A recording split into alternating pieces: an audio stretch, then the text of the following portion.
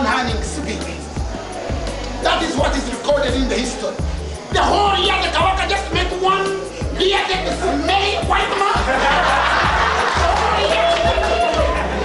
I mean, speaking in the shower, he was coming all the way from the coast.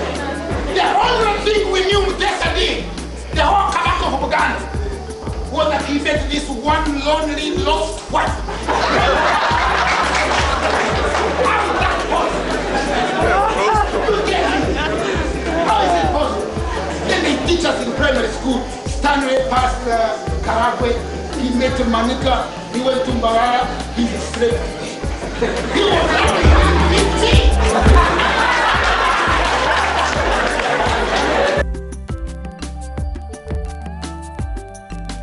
But because my life was the Bible, and the Bible of our people depended on it, I had to back up. I had to go into genetics, I had to go into mathematics to try and understand it. Not only understand it, understand it, so that they can explain it to someone. I don't understand it going under the table, I want to stand top. When I'm ready to go, I'm not going to leave no stone unturned and turn every stone twice.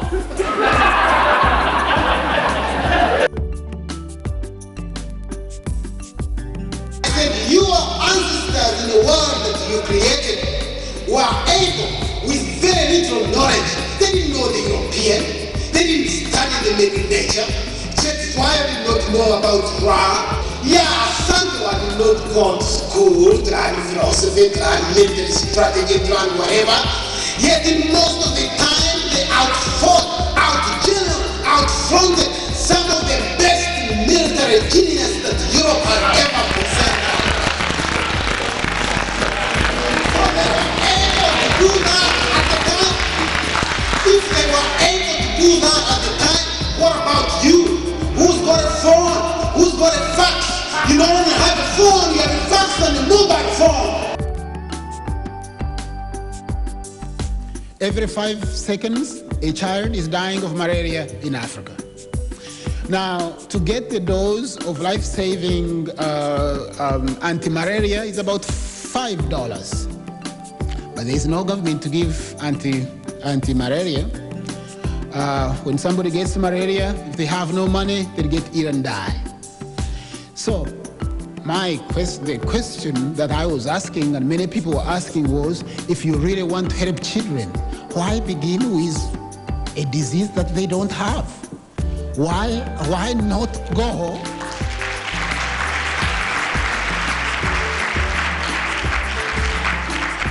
Why not look for something that is killing them?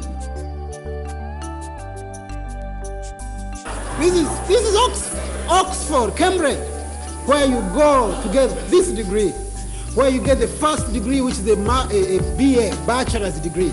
You know, they don't believe in marriage. So they don't, you know, the only thing they can give you is a bachelor's degree. You know? So because you can stumble on a conference like this and get shocked when a few ideas are thrown in your head. I don't believe what Nana Sekmet said.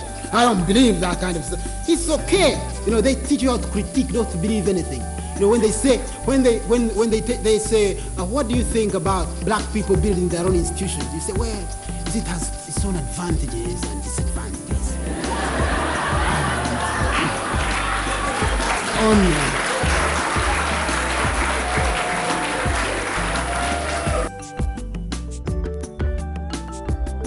The high culture of Egyptian civilization that starts around the Nile Valley eventually ends up here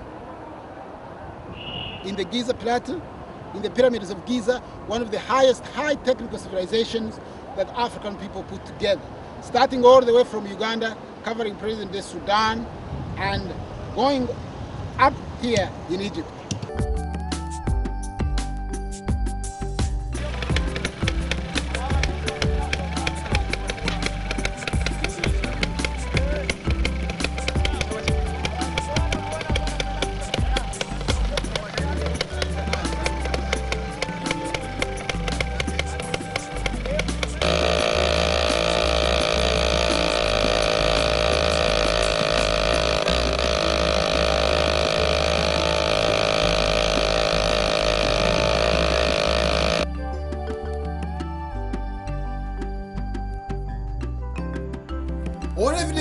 established that more than 7 million years ago, a black woman stretched forth her hands under God and gave us the first human being. In the beginning was a black woman. This black woman lived at the foothills of the mountains of the moon.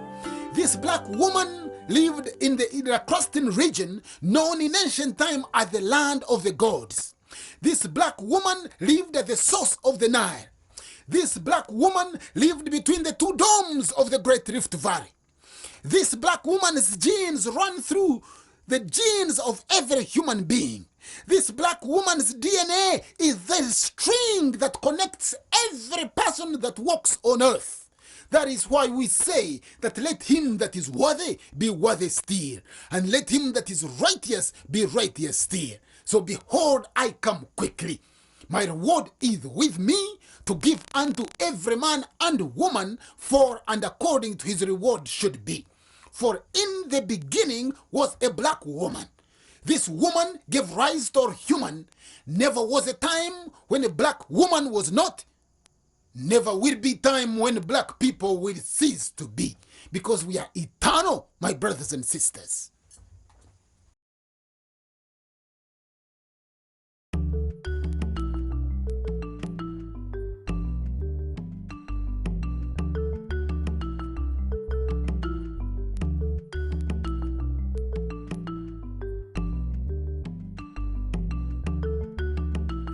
So in the name of the Creator revealed to all and known by many names, in the name of our ancestors whose legacy we must all bear, I bear witness today that regardless to land, labor, or language, there is but a Creator. In one part of the world, this Creator is known as Ruhanga.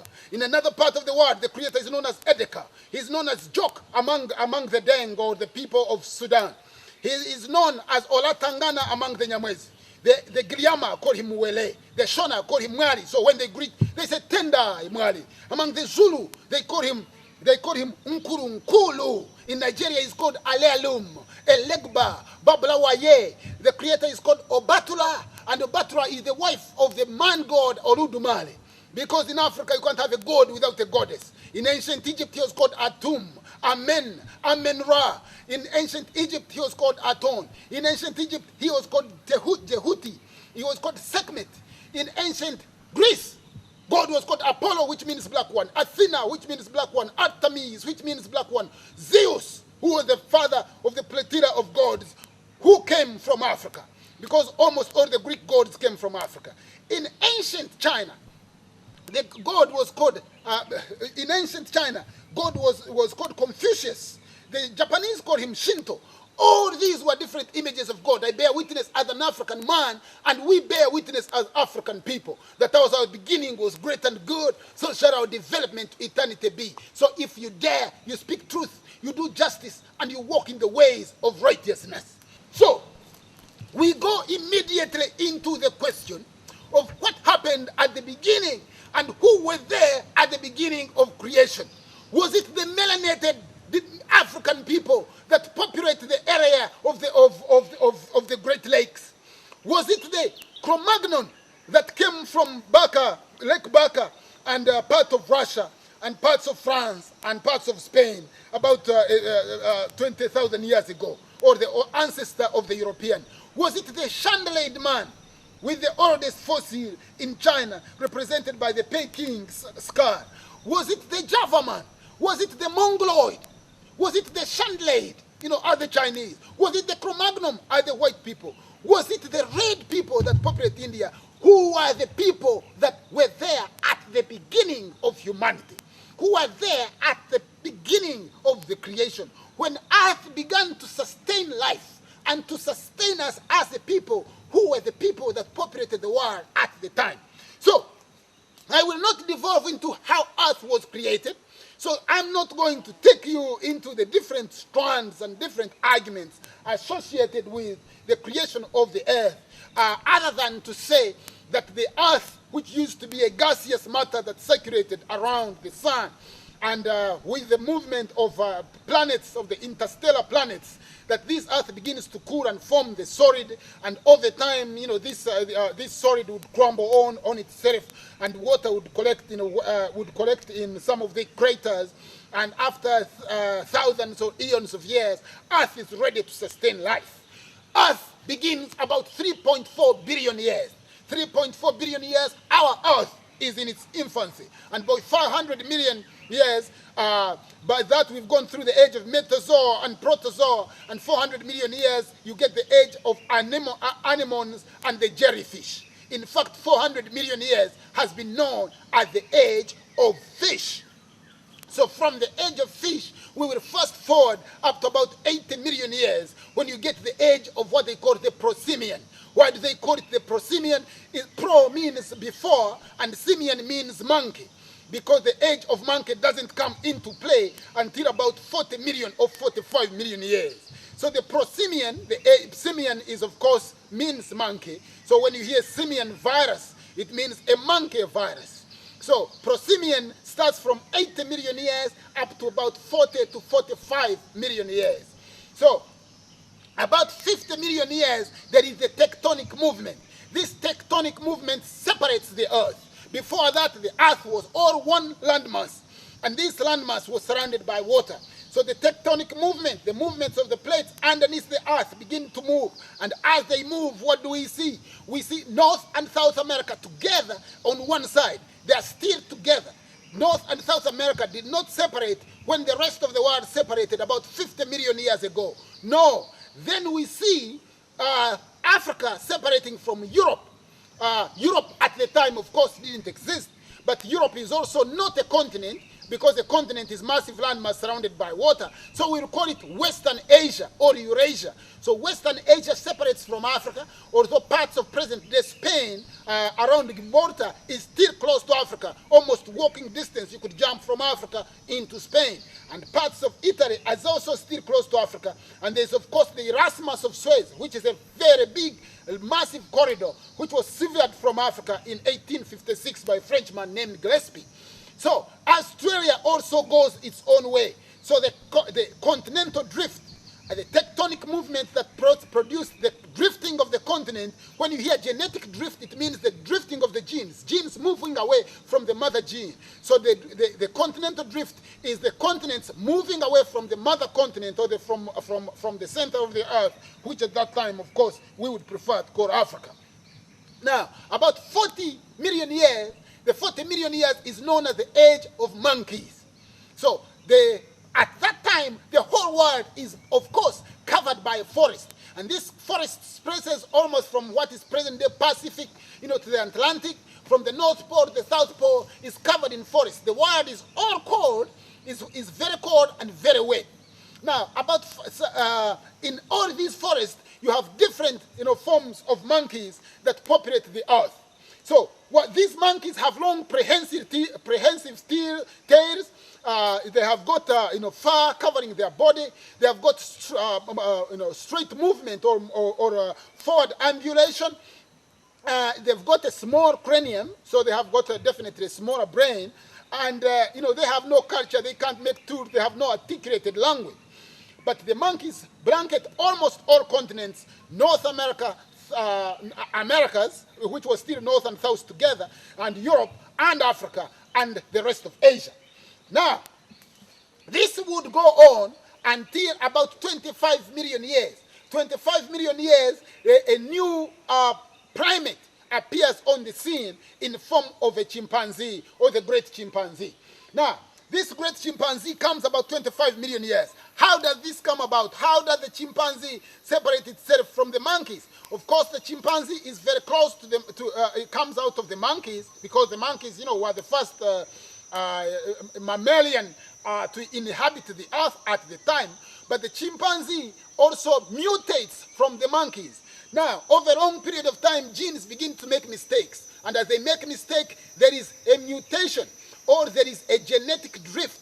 These genes move as people move away. Genes begin to form their own colony and produce something quite dissimilar to the monkey. But all we can tell you right now is about 25 million years, the monkey is in Africa. The monkey is in Africa and in Asia. But around the same time, the monkey is not in America and is not in Europe. The chimpanzee was only in Africa and in Asia. Now, the absence of the chimpanzee in America and Eurasia, or parts of Europe, will now, from that time onwards, cut off America and Europe from any forward process that would eventually lead to humans. So we would not be talking up to America or Europe about the process that leads to humans, because the lineage that leads to modern man comes out of the chimpanzee about 25 million years. Now, about 20 million years, or around the same time, was the formation of what they call the polar ice cap. Now, the polar ice cap, some give it 15 million years, some say it appeared much earlier. But what it means was the earth begins to get warm. And the earth begins to get warm, then the ice begins to collect in another place. If you have seen when it rains and there is a hailstorm, when it begins to get warm, you see ice or the hailstones collecting in one particular place.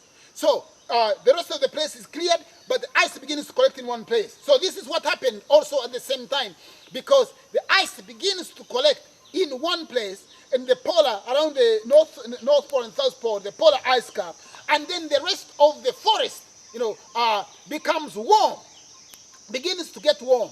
But South America, North America still retain very cold weather, but Africa and parts of Asia begin to warm, particularly around the tropics. So what does that mean? As the world becomes warmer, the forest begins to retreat.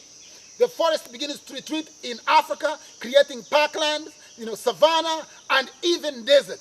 The forest cover still remains in Europe, and the forest cover still remains in America. Now, in East Africa, you need to understand this if you have to understand anything else. In East Africa, in Eastern Africa, or around the Lacustrine region, intracrustan region, the region between the lakes. Of course, the lakes are not there at the time. The whole of East Africa is still a landmass covered by forest, although the forest is beginning to retreat. But 20 million years, there is another tectonic movement that takes place in East Africa, almost separating Africa. This appears 20 million years, and it was the creation of what we call the Eastern Rift Valley. The Eastern Rift Valley starts all the way from the Transjordan and goes into what is present-day Mozambique. So what happens then? It means there's a movement on the tectonic plates underneath the earth, and the lava, pours out and creates the Kenyan dome and the Ethiopian dome. And on the other side, it creates the dome, that is now the Rwenzori. So the land that you now call Uganda, part of Ethiopia, Tanzania, all the way up to Malawi, is still what? Is almost a ditch. So that was supposed to be a sea. So when this happens, therefore, is that after another period of time, the lava that had collected on top of these domes also comes tumbling into this ditch and creates some of the most amazing environment that you see today. It creates more shrubs, it creates more parklands, it gives us more savanna, forest enclaves, crater lakes, huge lakes, rivers, a collection of stones, huge mountains, and a breathtaking environment that you see running all the way from the present-day Jordan all the way up to Mozambique. Now, the creation of the Eastern Rift Valley would do something unique to the Lacustrine region that was not available in other parts of Africa, or in other parts of Asia, or in other parts of other continents. What does that mean? It creates a unique environment. Forest is pushed to one side, almost up to the Congo, almost up to the Atlantic.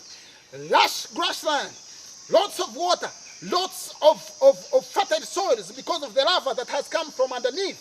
So, therefore, the chimpanzee that is in this forest has now to respond.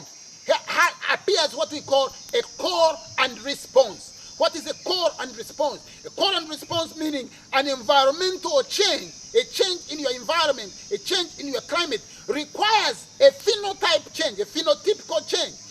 It means that you have to change your behavior, and also you have to change yourself. Because now most of these chimpanzees were living in the forest. So what did they have? They have a short snout, they have longer limbs, forward ambulation, and they have stereoscopic vision. So they can see very well. but they have appendages around their arms, and they're also moving what we call quadrupeds. Quadrupeds meaning they're moving with 4 limbs, quadrupeds. So now the chimpanzee is seated in the forest, and it begins to contemplate this new environment. This grassland in the Rwenzori National Park is not dissimilar to the grassland that the chimpanzee would have faced 20 million years ago. 20 million years ago, after the creation of the Rift Valley, you find that the forest begins to retreat, like the forest you see in the background.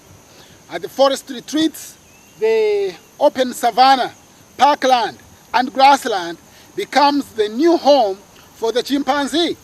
But the chimpanzee was used to living in the forest. And in the forest, it needed appendages on its arms to cling on, to trees. So these chimpanzees would have to take very quick decisions. One is they are very heavy. Their calorie intake is heavy, so they need to reduce their weight.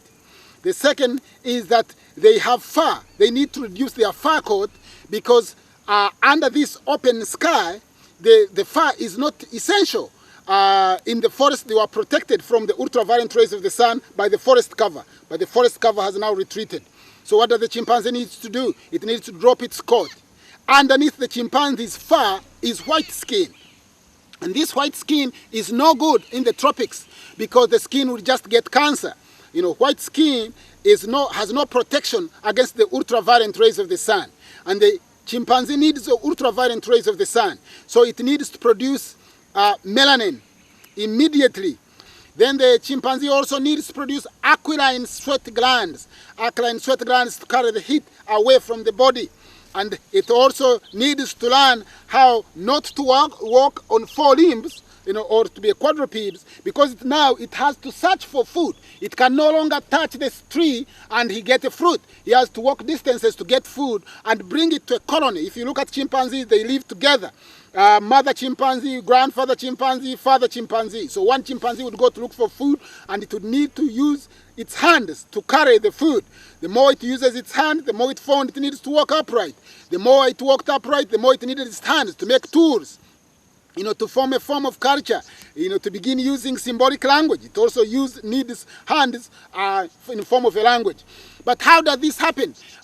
Mankind or humankind or animals cannot simply shed their skin, even if a demand in ecology calls for that. Changes of this time happen as a result of mutation over a long period of time, because over years, say 400 years, these genes begins to make mistakes. And as they make mistakes, they mutate. They mutate and become something else. For example, about 8 million years, the gorilla separates itself from the chimpanzee. The gorilla separates itself from the chimpanzee 8 million years. And about 7 million years, from 5 to 7 million years, you find that the humans, the genus Homo australopithecines, begin to break away from the chimpanzee and lead a forward march that would lead to humans. So here we have now about 15 million years ago, where I said that the polar ice cap is really, cold weather in Europe comes back. There is the chimpanzee living in African parts of Asia, but it is in Africa after another drift, the movement, the tectonic movement that creates the Rift Valley and gets the highlands. And some of these animals come from the lowlands and go into the highland, and they begin to fend for themselves in a new way and a new scene and a new call and response that requires most of these chimpanzees to move from the forest and to start walking and to start moving. Now, about 8 million years, the gorilla separates itself from the chimpanzee. Because right now, another thing I need to tell you, because I might be talking about chimpanzee, and you begin to say to yourself, oh, but I'm not a chimpanzee. I really did not become from a chimpanzee. Where actually, the chimpanzee's DNA is very close to that of the human being. Our genes are so close to those of the chimpanzee that we differ from the chimpanzee by 1 to 2%. That's the difference between us and chimpanzee in terms of genes. 1 to 2%. The rest of our genes, together with that chimpanzee, are so close. So we are 98% similar to the chimpanzee in genes. So about 8 million years, the gorilla separates itself from chimpanzees. There, by the way, at that time there were about 25 species of primates, but now there are only 4 left. There is the chimpanzee, the pygmy chimpanzee, which is only in Africa, and then there is the orangutan and the gibbon. So these are the only primates that remain now. Now I have to say to you that there was in somewhere in India, in the Himalayas, I think, a fossil that was discovered in Asia, which was called the preconsul. The preconsul was discovered, and it was given a carbon date of 15 million years. It was carbon dated 15 million years.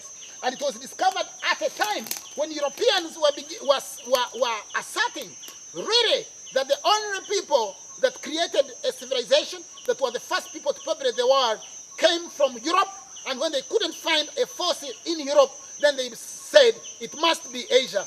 And so they started scouring the whole of Asia to find a fossil. And the oldest fossil that they got was what they called the preconsul. But the preconsul was not human. It was a monkey fossil. It was a primate.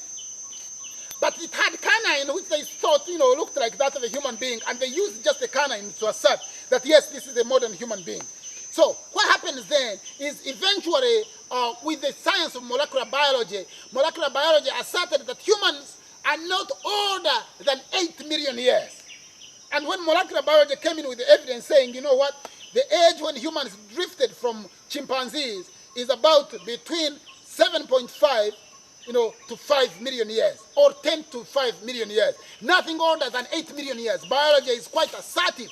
Molecular biologists are quite assertive, saying humans did not separate from chimpanzees until about 8 million years ago. So then again they went and looked at this preconsul, and they said, well, this was really a monkey, but at that time there was a lot of monkey business going on vis-a-vis ancient fossils. This is the most controversial discipline that exists. Why? It's not controversy because they can't tell where humanity came from. It is not controversy because there is no evidence. It is not controversy because fossils, human fossils from Africa, go now into thousands. Before, the fossils could fit on a table or in a small laboratory. But now they go into their thousands. That's so many that we have even failed to count. But whoever populated the world first is therefore the father and mother of humanity itself. Whoever populated the world first is therefore the one whom we inherit all our genes from, whom we inherit our mitochondria genes from. Whoever populated the world first is the one that gives us our culture and everything that we stand for.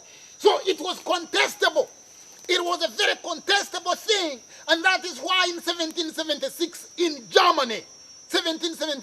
Germany, white people sat down.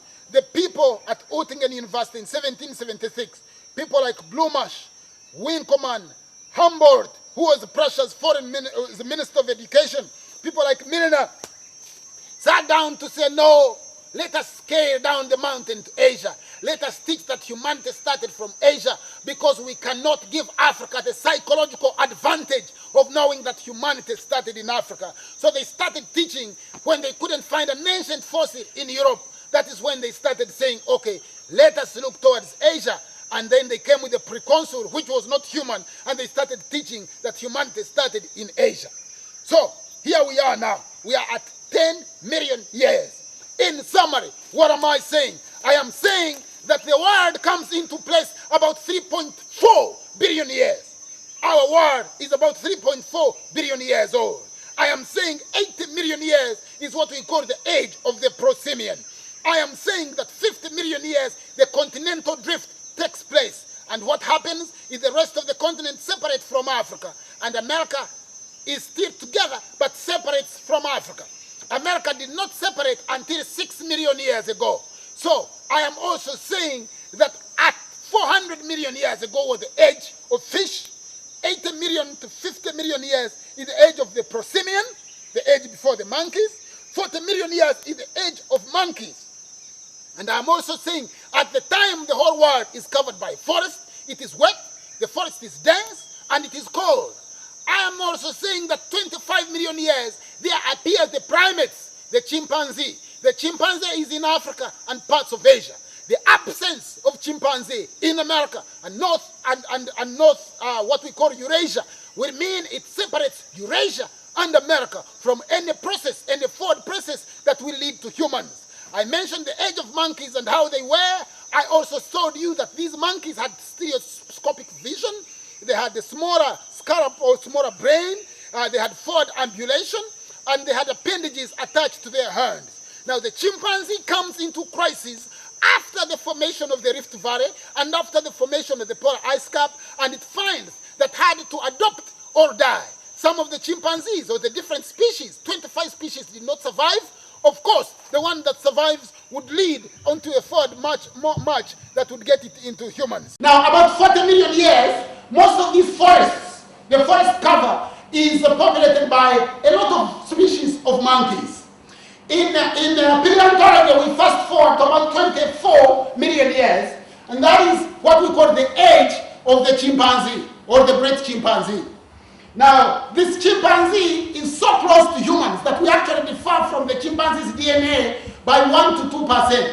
About 20 million years, 20 million years, and it is good that, they say they are brothers from Burundi, they said Burundi and Tanzania. 20 million years, an event takes place in East Africa that is of complete importance. And you must study this. 20 million years ago is another tectonic movement, but this time it affects only Eastern Africa. And by Eastern Africa, we mean the whole area from the Transjordan all the way up to the Mozambique. There is another movement where earth gets open, lava pours out. In the west, it creates the Wenzori Dome, the Muhavura Dome, the so-called Western Rift Valley. So lava would pile up to make this huge mold that becomes these ranges. In the east, it creates the Kenya Dome, the Ethiopian Dome, all the way up to Malawi. After time, this collected lava comes tumbling in this huge ditch, because from Jordan up to Malawi, that would have been a huge ditch. Now, when this ditch is covered eventually by a few post-tectonics, it creates crater lakes, parklands, bushland, savanna, mountain ranges, the breathtaking environment that you see in East Africa. That is why you drive to Kasese and you see a crater lake. You see a mountain, you see a hill, you see valleys. That was because this ditch was being filled and it was not being filled evenly. Now, when this tectonic movement appeared, most of the forest was incinerated. Most of the forest and the plant life was incinerated. Thus, the reason for oil in this great region, the reason for oil, because of that incineration that took place 20 million years ago. So, the forest cover is pushed into the Congo. The whole of this becomes now an open grassland and the savanna and the parkland with water and rivers. The beautiful environment that we have. We assume that the chimpanzees that lived around that time, they found themselves exposed outside the forest. So the chimpanzee now, which had a lot of fur, needed to shed the fur to protect itself against the ultraviolet rays of the sun. And the only thing that protects you against the ultraviolet rays of the sun is this skin, black skin pigmentation, that is called melanin. This melanin is produced by an enzyme. The enzyme is called melatonin. For melatonin to produce melanin, it needs a catalyst enzyme we call tyrosinase 7. If you have no tyrosinase 7, you can say bye-bye to black skin. Now, this black skin pigmentation is responsible for a lot of things. Melanin protects you against the ultraviolet rays of the sun and the energy from the earth. It anchors you, it is like earthing. Melanin controls fatigue. So you can sit in a plane to Australia, jump off and go and do some strategic planning. Melanin controls aging cycle. So at 56, you'll still look good because of melanin.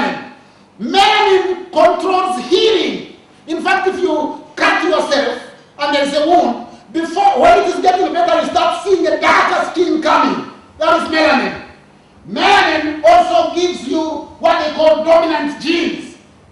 In biology, you need to register a gentleman called Gregory Mendel. And please go and read after him. Don't think this is what Kihura Nkuba said. Gregory Mendel. Mendel is M-A-A-D-A-L. He is the father of genetics. Mendel carried out a lot of experiments in the 18th century, 1822. And basically what he was trying to do at the time, white people were looking for something that can show them that it was humanity started in Europe, nowhere else. So they wanted now molecular biology to back them. And Gregory Mendel steps in the fray. He says, we can find out. And he found that white people have what they call recessive genes, and black people have what they call dominant genes. After several experiments, Mendel concluded that if you had begun with white people, you would never have produced black people, because a recessive can never produce a dominant. A recessive gene can never produce a dominant gene. You, as a black person, can produce a white person, but no two white chickens can produce a brown chicken. No two white goats can produce a black goat. I'm sure some of you have goats, surely. You know, you can go and repeat this experiment. No two white cows can produce any kind of a cow, but two black cows can produce anything else. You know, that is just basic elements of molecular biology. So the chimpanzee after 20 million years ago needed to produce tyrosine 7 to be able to protect itself against the ultraviolet rays of the sun. You know, it needed to produce aquiline sweat glands. You know, because, you know, when you are living in the sun, you start sweating. You know, and that sweat is also necessary. If you are not sweating, then you are in trouble. So, by about 5.5 million years, we saw, about 7 million years, a mutation took place only in East Africa. And that mutation was the gorilla separates from the chimpanzee. That is why the gorillas are only in East Africa, in Congo, in Rwanda, and Uganda, nowhere else. Because that is where nature was playing all these revolutionary changes were taking place in East Africa in natural terms. Then about 5.5 million years, you get the first human being who is called the Australopithecine.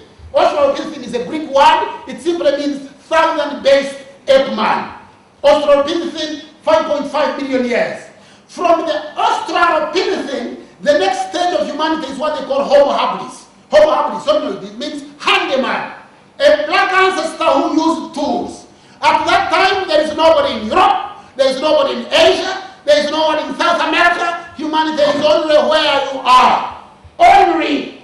There is no other scholar who will stand in front of you and say, oh, this is debatable. No, it is a case closed argument. Humanity was in East Africa from 5.5 million years ago. Australopithecine, 5.5 million years. The oldest Australopithecine was discovered in Ethiopia by a guy called Sesgai and Donald Johansson. It was carbon dated 5.5 million years ago. And why? Because fossils, when you die and something is fossilizing, it produces carbon-14, which is radioactive. And it has a stable shelf life. You know, so you are able to tell how old, you know, to some negative and positive, by a few years difference, how old this is. So, about 1.5 million years, in a place called Nariakatomi, near northern Turkana, in northern Kenya, a fossil of the Homo erectus. Homo erectus is your ancestor that walked upright. Nariakatomi, near Turkana, it was discovered by Kamoya Kimeyu and Riki. And it was carbon dated by Oxford 1.5 million years. Still, 1.5, nobody else on earth apart from East Africa. Keep the fire burning. You know, you make a fire, you sit, you tell stories. That is inside you. You know, from a long time ago. Just like I said, 3.5 million years ago, the tool maker, the African tool maker, the Homo habilis. That's why we are good at making tools. Somebody makes a car in Japan. He studied mechanics and using a computer to, you know, set it all straight. And when you are driving to Kampala, you reach Namaojono, your car breaks down. Now you go and get a guy who never goes to school, can't write his name. He comes with a cigarette. He says, start. He listens. He says, okay, just hold on. He goes, he sorts your car out, he moves. don't you ever ask yourself, how does he do it? He didn't go to school, he didn't study, he has not sat in a air-conditioned lecture room, but he's able to do somebody somewhere who studied so much put together and thought, I've got this clothes. Because it is in us. That technology is in us. We are the tool makers. We have more tools before we can make them again. 1.5 million years is Homo erectus. Now, about 600,000 years, this African Homo erectus leaves Africa through Kenya, populates some of the islands, and makes his way into India and all those islands. He also followed the Nile, crosses into what is the Suez Canal, because the whole of that area, what we call Jordan, Palestine, was known in ancient time as Northeast Africa, as was Saudi Arabia. Actually, the word Saudi Arabia means Black Arabia. So he populates that land at the stage of Homo erectus. Now, about 80,000 years ago, humanity witnesses what they call Homo sapien, modern man. Man who could sit in here, or a woman who could sit in here and look like me and you. Modern man. Now, it was discovered by Leakey, it was carbon dated by Cambridge, 130,000 years. You say the black, for us with the black skins, we are the one with this melanin. But why now our life expectancy is very short than the white man who doesn't have this melanin? Why it comes like that? Because less than 15% of the world population use 89% of the world resources. And those resources are not in Europe. 15% of the world population is white people. They use resources from Africa and Asia. They don't have resources. What is the natural resource of England? A bit of coal, which is not exploitable, some little oil in the North Sea, and some Irish potatoes. To be specific, they are not even Irish. They came from Mexico. And they were brought into England, into Ireland, and the Ireland were eating oats. And they got excited when they see the big potatoes. They abandoned growing oats, they planted the first crop, and they had a potato famine. And that's how they floated to the Americas. But that population, 15%, want all the resources of the world. And who is standing in front of them? You. They have worked out that out of the 6 billion people that populate the world, they want to reduce the population to 800 million. In order to reduce population quickly, you have to draw all men into fighting and kill significant numbers of childbearing age females. That is number one, civil war. Number two is famine. Nature's natural checks, famine and disease. Once they have put it in your mind that you are not going to live beyond 50 or 40, you won't even fight. You say, I'm about to die anyway. Why do I have to fight? My life expectancy. Life expectancy. My mother is 180 years old. He can still go and see her cows. Most people in my village, 80, 90, they don't even wear glasses. When people come to visit me from outside Africa, the first thing they notice is how few glasses are. When I was growing up, we thought that to have glasses was to be rich. So that expectancy, life expectancy, I said melanin is produced by an enzyme called melatonin, and for melatonin produce melanin, it means the catalyst enzyme called tyrosine 7. Yes, it controls healing. You as a black person can live in the most remote. In military terms, if your enemy says 2, you know it is 4. Or it is not even there. If he says shot, you know it is tall. You know, and white people play that game wonderfully. Wonderfully. That is the whole thing about life expectancy. Me, I expect to live up to 90. And I make it. I will live up to 90. I know my father lived up to 100. So he didn't even know that somebody had expected him to die at 30. Go and promote your own drinks from Ajon or Shera or something from your community. You know, if a general holds something, you know, other people will want to drink it. Teach them new standards. Start Like General Tumwine, he went and started parking Besa. That is a strategic thing. The Japanese were able to use food to raise their people up. Don't eat white bread. Stay away from margarine, trying to show people that you are well-to-do. You know, one of the ingredients is body lice. Stay away from all the quenchers. Have organic food. Don't eat breakfast. Breakfast means breaking the fast of the previous night. You are supposed to allow space in the morning between when you wake up and when you eat your first meal. When you go to sleep, your digestive system goes to sleep. When you wake up, the reason you are running to the toilet is because your digestive system wakes up. So allow some time between when you wake up and when you eat your first meal. Don't go katogo, sandwich, no. Leave that. Let the body deal with the food you ate before. Every week, have a raw diet. Say, I'm going to eat raw food.